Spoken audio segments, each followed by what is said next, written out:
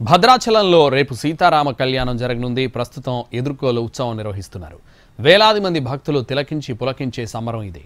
కళ్యాణానికి కొద్ది ఘడియల ముందు అత్యంత ఘనంగా ఎదుర్కోలు వేడుకను నిర్వహిస్తారు. సీతారాముల వారి గుణాలను వివరించే తీరు మంత్రముగ్ధులను చేస్తుంది.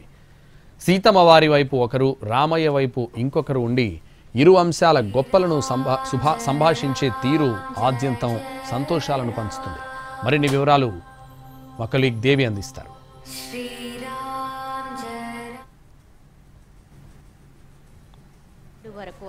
భద్రగిరి క్షేత్రం శ్రీరామ నామస్మరణతో మారుమోగుతోంది. మరి కాసేపట్లో ఎదుర్కోళ్ల మహోత్సవంతో ప్రారంభమయ్యే ఈ వైదిక క్రతువు ముఖ్య ఉద్దేశం ఏంటి, విశిష్టత ఏంటి, రేపు ఎన్ని గంటలకు స్వామి అమ్మవార్ల వివాహ క్రతువు నిర్వహించబడుతుంది, అలాగే భద్రాద్రి రాముని యొక్క తలంబ్రాలకున్న విశిష్టత, అలాగే అభిజిత్ లగానుకున్న విశిష్టత ఏంటో స్థానాచార్యులు వారు స్థలసాయి గారు మనతో ఉన్నారు. వారిని అడిగి మరిన్ని వివరాలు తెలుసుకుందాం. నమస్కారం గురువుగారు, భద్రాద్రి రాముడి కళ్యాణానికి ఉన్న విశిష్టత ఏమిటి? భద్రాద్రి రాముడి కళ్యాణం అది లోకోత్తరమైనటువంటిది.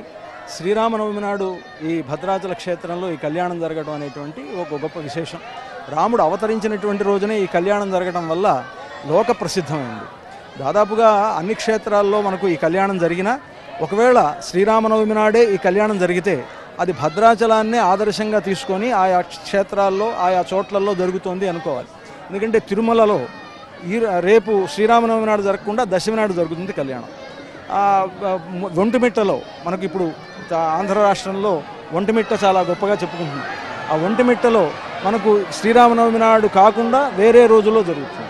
కనుక ఒక్కొక్క చోట ఒక్కొక్క పద్ధతిలో జరిగేటువంటి కళ్యాణం మన భద్రాచలంలో శ్రీరామనవమి నాడే ఏర్పాటు చేయడం వలన అది కూడా పాంచరాత్ర అంతర్గతమైనటువంటి పురుషోత్తమ సంహిత వాక్యాన్ని అనుసరించి ఆ కళ్యాణోత్సవాన్ని రామదాస్ గారు ఏర్పాటు చేయడం వలన దీనికి ఇంత వైశిష్ట్యత ఏర్పడింది. భద్రాద్రి సీతారాముల కళ్యాణంలో తలంబ్రాలు చాలా విశిష్టమైనవి అంటారు.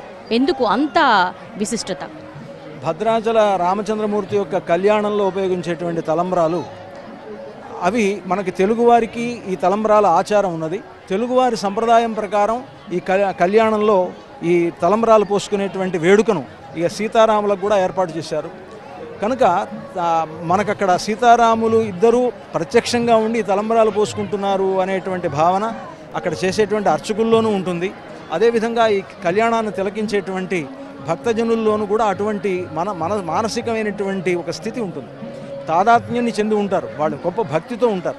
ఆ సమయంలో వాళ్ళకి అక్కడ విగ్రహాలు కనిపించవు, కేవలం అక్కడ సీతారాములే ఉండి ఆ తలంబ్రాలు పోసుకుంటున్నారు అనేటువంటి భావనతో అక్కడ ఉంటారు. కనుక ఆ తలంబ్రాలకి ఎంతో వైశిష్ట్యాన్ని మనకు శంకరాచార్యుల వారు కూడా చెప్పారు.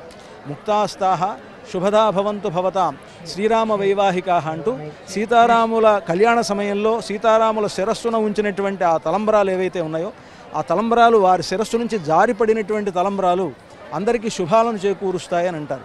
కనుక అటువంటి ఒక గొప్ప వైశిష్ట్యం కలిగినటువంటి ఆ తలంబ్రాలకు ఎంతో ప్రాముఖ్యత ఉన్నది. అలాగే కేవలం భద్రాద్రిలో జరిగేటువంటి జానకిరాముల కళ్యాణంలోనే 3 సూత్రాలు ఉంటాయి. ఏంటి 3 సూత్రాలకున్న విశిష్టత?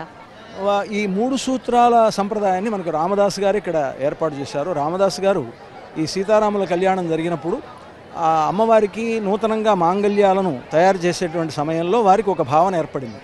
తానే ఒక యజమానిగా ఉండి ఆ కళ్యాణాన్ని నిర్వహిస్తున్నాం కనుక తాను తన వైపు నుంచి ఒక మాంగళ్యాన్ని తయారు చేయించాలనుకొని తన భార్యకు సంబంధించినటువంటి బంగారాన్ని ఆమె మెడలో ఉండేటువంటి ఆ మాంగళ్యాన్నే దానికోసం వినియోగించారట. దాంతోపాటు ఆయన అనుకున్నది ఏమిటంటే ఇక్కడ లోకంలో పుట్టినింటికి సంబంధించినటువంటి పుస్తే అలాగే మెట్టినింటికి సంబంధించినటువంటి పుస్తే 2 ఉంటాయి కదా, ఆ 2 కూడా మనం దీంట్లో తయారు చేయాలి అని దశరథ మహారాజుకి చెందినటువంటి ఒక మాంగళ్యాన్ని, జనక మహారాజుకు సంబంధించినటువంటి మాంగళ్యాన్ని కూడా తయారు చేసి తాను సమర్పించేటువంటి మాంగళ్యంగా కూడా ఒక దాన్ని ఏర్పాటు చేసి ఆ విధంగా 3 మాంగళ్యాలను ఇక్కడ వారు తయారు చేసి సీతా కళ్యాణంలో దాన్ని ఉపయోగించే విధానంగా వారు ఏర్పాటు చేశారు. కనుక ఒక శ్రీరామనవమి నాడు మాత్రమే ఈ విధంగా సీతమ్మ వారికి రామదాస్ గారు చేయించినటువంటి ఆ 3 మాంగళ్యాలు ధరింపజేయడం ఉంటుంది. రేపు ఉదయం కళ్యాణ క్రతువు ఎన్ని గంటలకు ప్రారంభమవుతుంది? అభిజిత్ లగ్నానుకున్న విశిష్టత.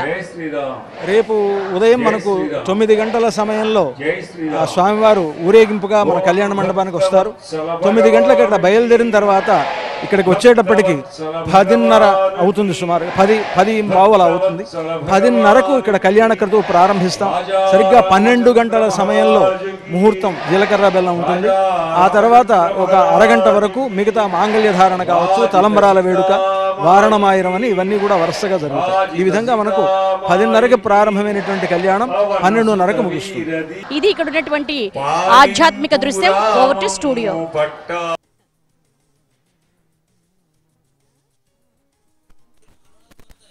అంటే ఇంకా మీ రాముడు పుట్టాడు, మా అమ్మ పుట్టలే. పుట్టనటువంటి గొప్పతనం కలిగి పుట్టకుండా ఎలా ఉంది అంటే అసలు ఈ సీత